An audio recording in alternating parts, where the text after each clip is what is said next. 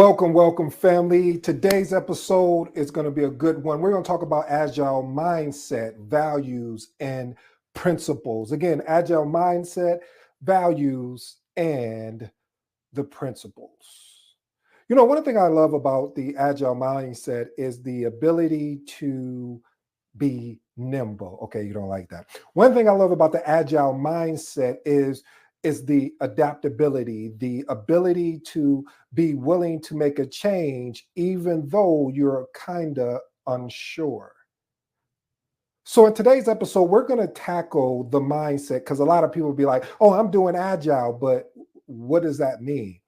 Because Agile is not a framework, is not a methodology. A framework is Scrum. A framework would be, I don't know, Kanban. The Agile is a mindset. And then we're going to touch on the values, and then we're going to go to the principles. So family, I hope you enjoyed today's episode.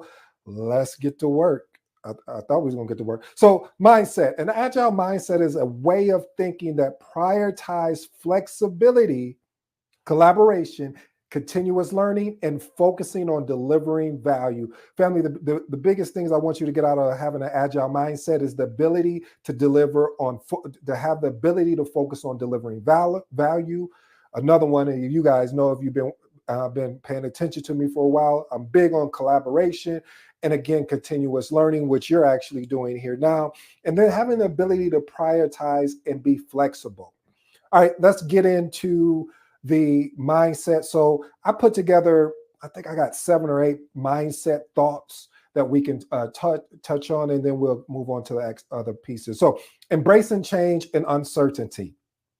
See, the team sees change as a positive force that can improve the product rather than sticking to a rigidly original plan. They're prepared to adjust priorities and adapt to evolving needs or market shifts. So family, with the gist of this is having the ability to make a change if it makes sense based off of, and a good example, they're saying market shifts, or maybe it's a customer needs. Here's a good example. So a software company starts developing a new product and an initial features. Halfway through, they notice the market is trending towards a new functionality. Instead of resisting the change, the team revises their roadmap, prioritizing new features to stay relevant. This adaptation allows them to deliver a product that meets current demands, strengthening their market position. So basically, family, what I'm saying there is that when you are, for this example, for software, they identified as they were building this software out that there's new features that are going to be required. So they were able to prioritize that. A lot of times in predictive, which we leverage a lot in project management, and as well, I should say, as Agile now, but predictive is more of a waterfall approach. So there's a step by step and is a detailed planning. This is talking about how do you embracing change and uncertainty. Normally, when as a project manager, if you need to make a change, you got to go through the change board. You got to get sign off. Then you have to update your triple constraints and et cetera, et cetera. But here we're saying, and we're referencing the Agile mindset, we're saying we embrace change and uncertainty. Matter of fact, we look forward to it. Number 2, customer-centric focus. I love this. Have you ever ate at, I want to share a story with you. I don't know. I remember I went to this restaurant and it was a pizza place. So I guess a restaurant, a pizza place. I was excited because it was my favorite at that time, pizza place. And the reason why I love this pizza place because it was so customer-centric focus. It made sure that I was the priority. It made sure that the right items came out that I ordered. And if the right items didn't come out that was not accurate, they ensured that that I got what I needed. And plus they took something off the bill or and gave me the thing that they messed up on free. And what I noticed over time, that customer-centric focus started slowly slipping away. And I was shocked because this was one of the main reasons why I'm here. If you ever think about it, family, if you go out to eat somewhere, the main reason, and I'm speaking to those that can cook, that even if you can't cook, you can warm up stuff. But The reason why you go out is for the experience. Number one, the experience with friends and family or colleagues. And number two, the customer experience, for you to have a good experience at that establishment. So in Agile, it prioritizes the understanding and deliver what the customer truly needs. Like I talked about, when I go to a pizza, when I was going to my ex-favorite pizza place, they understood what I really wanted as the customer. And so through frequent customer feedback and focus on user stories, short description of customer, basically they're just short descriptions of the customer requirement. The team make decision on real value to the customer. That is key, ensuring that the product meets their expectation. I kind of gave you an example of this, but I'll give you a further example from more of a e-commerce place. So team developing an e-commerce platform, they're seeking continuous feedback by releasing small incremental updates. They analyze the customer response and find user struggles with the checkout process. In response, the team simplifies the design, resulting in faster transactions and increased satisfaction. This customer-centric approach keeps the product aligned with the user needs. That is huge. This is why, again, the mindset, family, the Agile mindset. Number three, continuous improvement, or Kaizen. Agile promotes a culture of reflection and constant improvement. Team regularly assess what went well and where they can improve at, enabling them to refine their process, adjust challenges, and adapt better ways of working with each iteration. In a waterfall approach, family, we should be doing it through the entire project, but let's be honest, especially if you're a new project manager, you probably want to listen to this piece. When you're in a predictive, meaning a waterfall, you should be doing it through the entire project, so you don't have to wait to the end to capture everything. That will make you more efficient and more effective to know kind of what the problem was. Well, I shouldn't say kind of what the problems were, but majority of the time we wait to the end. We have this big lessons learned meeting, and it's like we miss things that would have been extremely valuable to us. But since we were in the moment, we didn't document it. And because we didn't document it, we missed out. Here, and leveraging a agile mindset, we're constantly looking ways to improve. How can we get better? Where did we make a mistake on that last sprint that we ran? What could we do? So it's always constantly looking. So here's an example. After each sprint, the team holds a retrospective. So a retrospective is similar to a lessons learned. The difference is after the sprint is done. So if you're not aware, and I'm going to do a training on this as well, but a sprint normally is a time, well, not normally, it is a time box effort or event. So meaning that it would be the normal sprint range is anywhere from 2 weeks to 4 weeks in a sprint. So after that sprint is done, the team goes and have a retrospective to discuss any successes or areas for improvement. They notice communication is causing the delay, so they implement a new project tool to streamline the collaboration. This cycle of a continuous improvement helps the team work more efficiently in future sprints. All right. Let's move on to point number 4, collaboration, my favorite, and empowerment, another one of my favorites. See, Agile encourages strong teamwork and cross-functional collaboration with each team member and empowered to contribute ideas and make decisions on their area of expertise. This builds trust, fosters creativity, and enables faster problem solving. Family, I don't care what you're doing. If you have people that take a more collaborative approach to solving problems, you have a better chance, let me say that, of solving the problem faster, because someone could be looking at it at one angle, someone else could be looking at it at a different angle, and then you can find a way to meet in the middle. But you have all of these opportunities to experiment to see what will work well to solve this problem. Here's an example. Each member feels empowered to make decisions within their areas, such as, and this is just a high level example, design or refinement of the user interface or UI based on user feedback. This collaborative and empowering environment leads to quicker problem solving, quicker problem resolutions, and more innovative products. This is why a lot of people that when you are leading a predictive project versus let's say we're leveraging a framework of Scrum, They love leveraging the Scrum framework because, again, we're working together to solve versus saying, all right, project team member, this is your problem, you go and solve it. So I've taken this actual aspect of collaboration and empowerment, and when I'm leading projects, I always look, hey, I see you have a problem over here, John. How about we do this? How about we come together and collectively solve it? Because if you're facing it, somebody else on the team may be having the same issues. Number 5, still in the mindset, focus on value over task completion. I love that. You know, in project management, when we're leaving project management, a predictive project, we're giving percent complete. Like, yeah, this is how much we've gotten completed. But in the framework of Scrum or even Kanban, you'll notice Agile is delivering value is more important than simply completing tasks. The team prioritizes features based on their impact on the user or business, focusing on work that directly contributes to the customer satisfaction and business goals. Here's a good example, family. During sprint planning, the team identifies crucial features that will improve the user experience.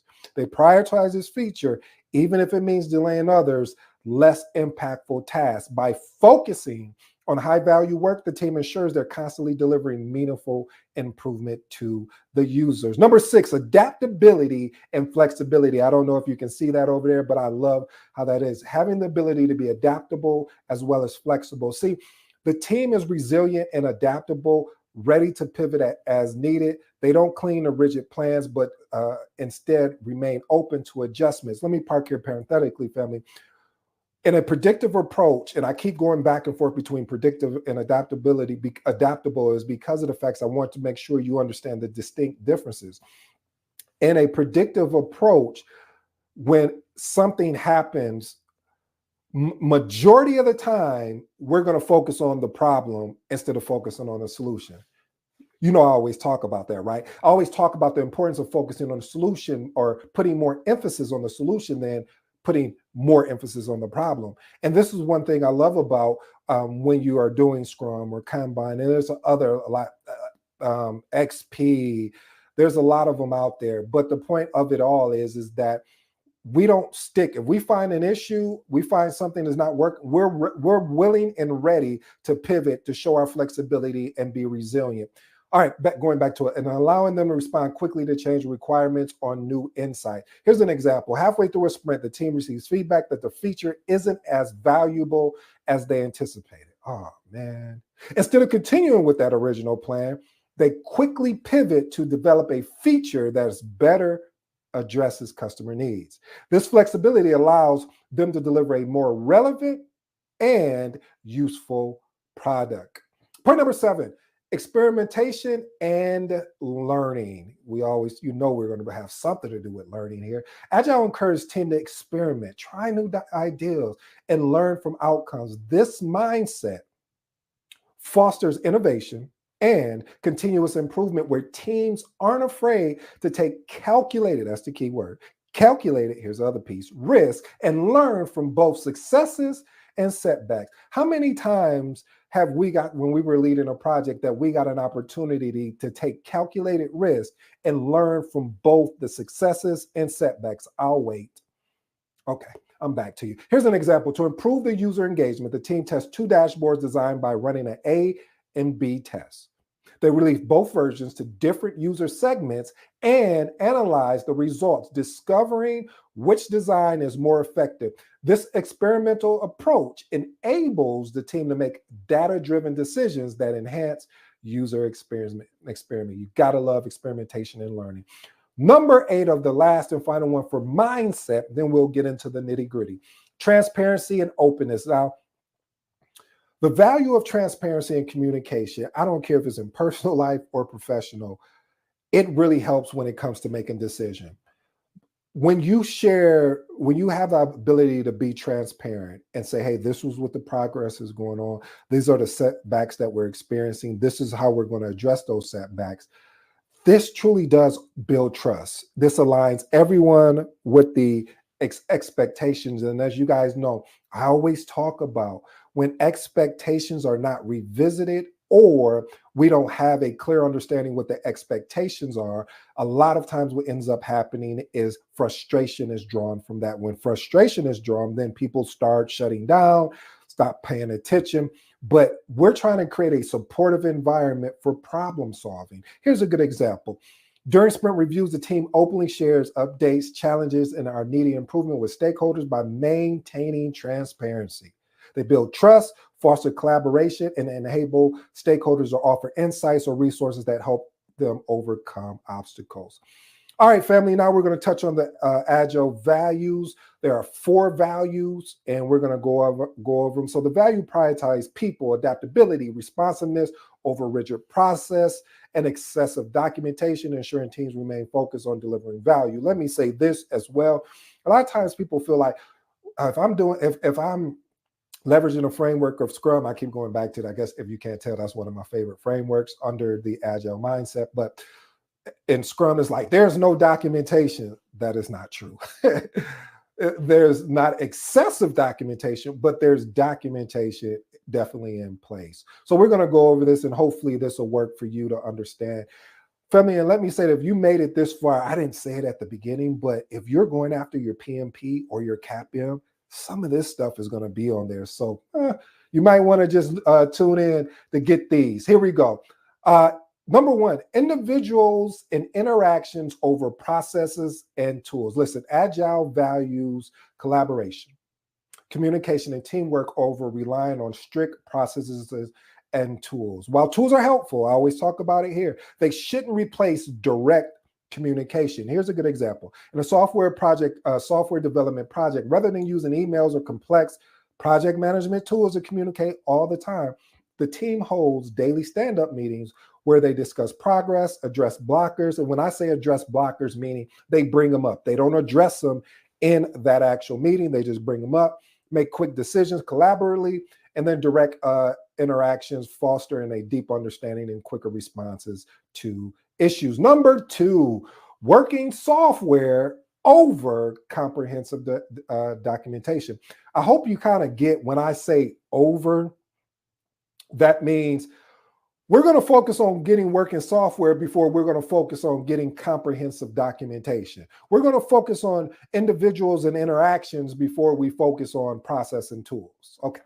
Agile emphasizes delivering functional, valuable products rather than focusing heavily on documentation that might become outdated or irrelevant. How many times have you been leading a project and you're putting together this massive documentation and everything, and then you find out when you get near to the end of the project, a lot of that information changed because of it may have been some new regulations that have come out, or there have been some new changes in the organization. So here is talking about, hey, we're not going to focus on heavily document. We're going to work on getting the software working.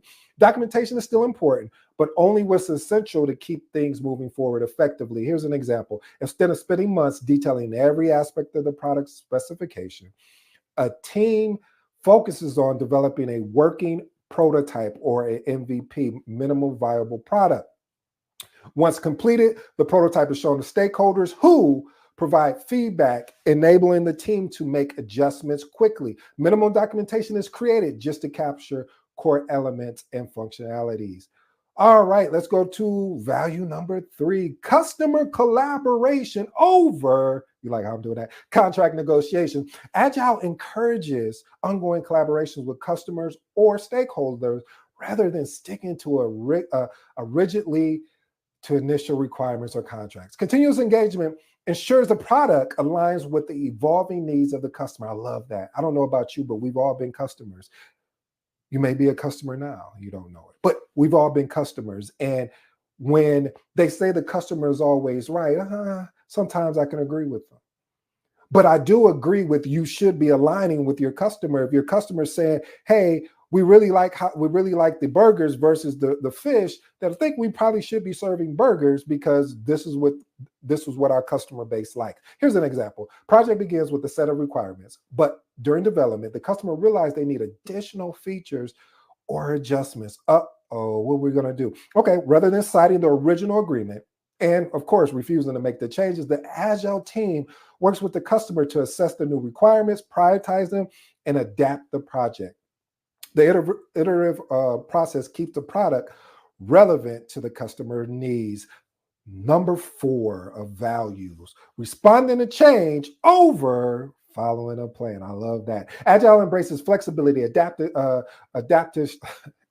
adaptation, accepting that change is often necessary to deliver the best outcome. Plans serve as guidelines, but Agile teams stay open to modifying them based on feedback or new circumstances.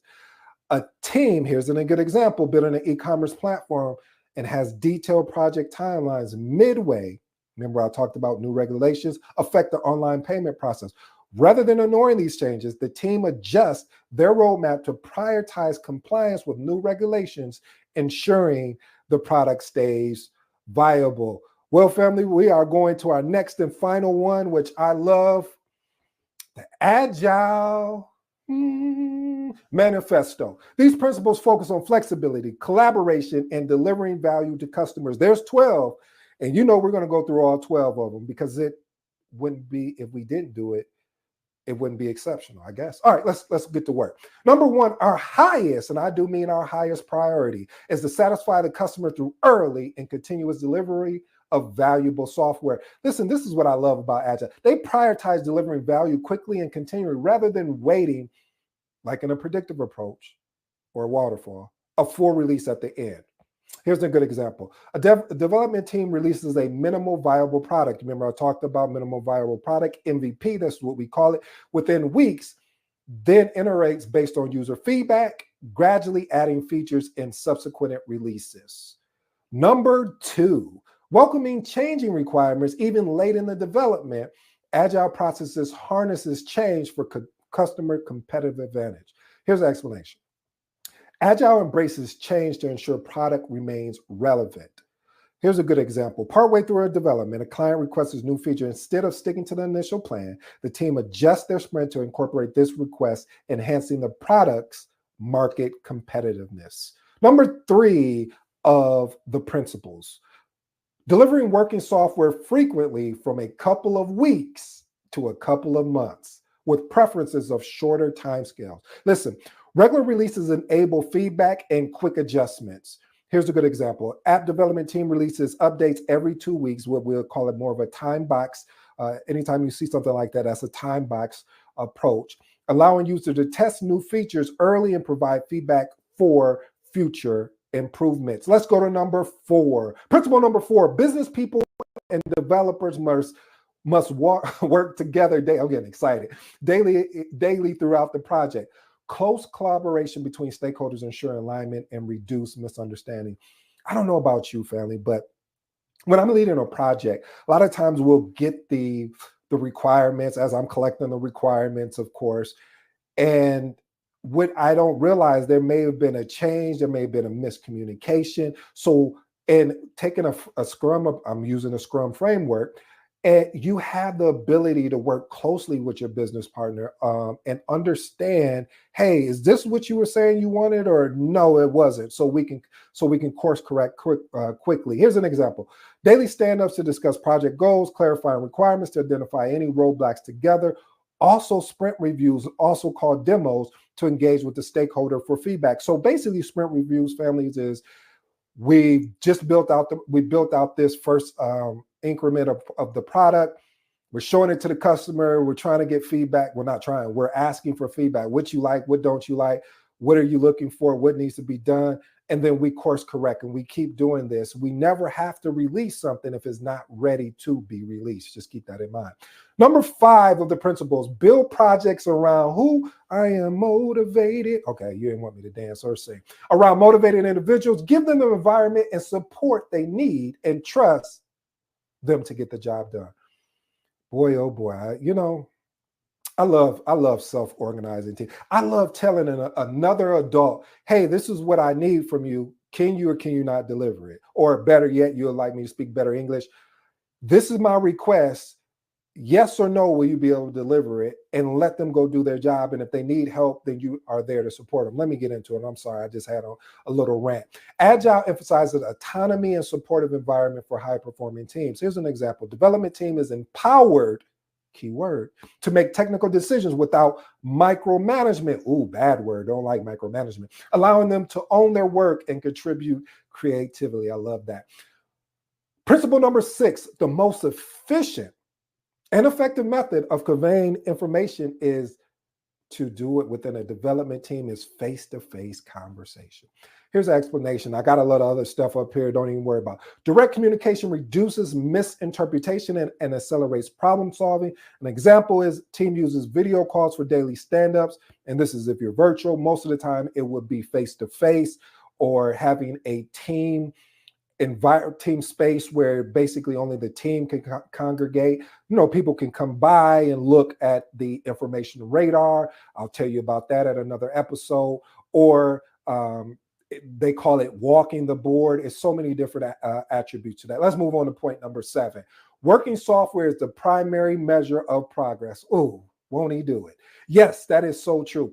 Instead of focusing on task completion, that is our predictive approach, an adaptive approach measures progress by how much functional software has been developed. Here's a good example. In a 2-week sprint, the team's success is measured by how much of the product's functionality is working and tested, not by the number of completed tasks. How many times have you been in a meeting and you ask one of your project team members, how far are you away from that? Oh, I'm about 50%. And you're like, 50% on who's, but you haven't even, all right, you're 50% away from being done. Maybe it's just me. All right, number 8, agile processes promote sustainable development. The sponsors, developers, and users should be able to maintain a constant pace. In what? Indefinitely. In what? Okay, I'm sorry. Get a little excited. Agile values sustainability work without excessive overtime. I know some people will love that. Like, man, we got to get this out. That's not what this is not what Agile promotes. This is not what being adaptable approach is. It's about preserving long-term productivity. Here's an example. Team agrees on a manageable workload each sprint to avoid burnout, enabling them to keep a steady pace of work over time. This is why the principles say should be able to maintain a constant, I don't know about you, but constant pace indefinitely. Principle number 9, continuous attention to technical excellence and good design enhances agility. Agile teams prioritize high standards in code quality and design to reduce technical debt, enable faster changes. Developers, here's an example. Developers perform regular code reviews and maintain quality and rateability, making it easier to adapt and build on a code base in future iteration. All right, my favorite. You're like, why is this your favorite? Because it's the most simplistic, and you sometimes, you take it for granted, but simplicity is minus the art of maximizing the amount of work not done. You're like, what you mean work not done? Yeah, Agile focuses on delivering on only what's necessary to meet the user needs and avoids over-engineering. How many times have we gold-plated or we've created additional thing? Oh, the customer needs, and it's like, no, the customer really doesn't. Here's a good example. Instead of building a complex reporting feature, the team starts with a basic version that meets the essential needs and expands it based on the user feedback. Principle number 11, the best architects, requirements, and designs emerge from self-organizing teams. See, Agile trusts teams to make the best decision about design and architect as they learn and iterate. It's important, family, when you have an opportunity, if you've never worked on a self-organizing team, it's just an amazing thing. It just doesn't have to be in Scrum.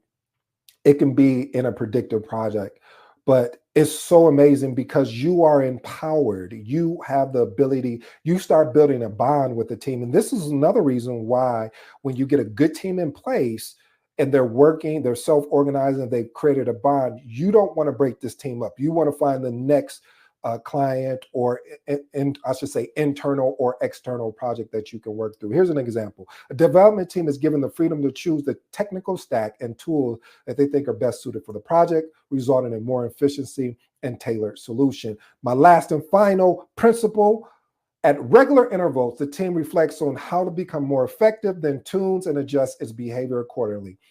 Agile teams hold, or I should say teams, hold a retrospective to improve continuously and adapt their process for future sprints. Here's an example. After each sprint, the team discusses what went well, what could be worked on or improved. They may even decide to shorten the meeting, which that's rare, adjust task assignment based on workload. All they're really doing here, family, if you just look at it from a predictive approach, it's sort of like a lessons learned, but you're having a lessons learned every time you finish. You're not waiting to the very end to make it happen. So with that being the case, family, I truly hope you enjoyed today's episode. I appreciate you shouting me out, Phil. Glad you're here. Let me do this, show you some love. That's my mentor right there. But anyway, great stuff. I appreciate you guys. And listen, if you stay to the end, you have a secret weapon that you don't even know about, because all you have to do is play this back a couple times, especially if you're taking a CAPM or PMP. This would be good for you. Until next time, I go by the name of ED. For all you smart and intelligent folks out there, that just simply means that I appreciate your time and opportunity.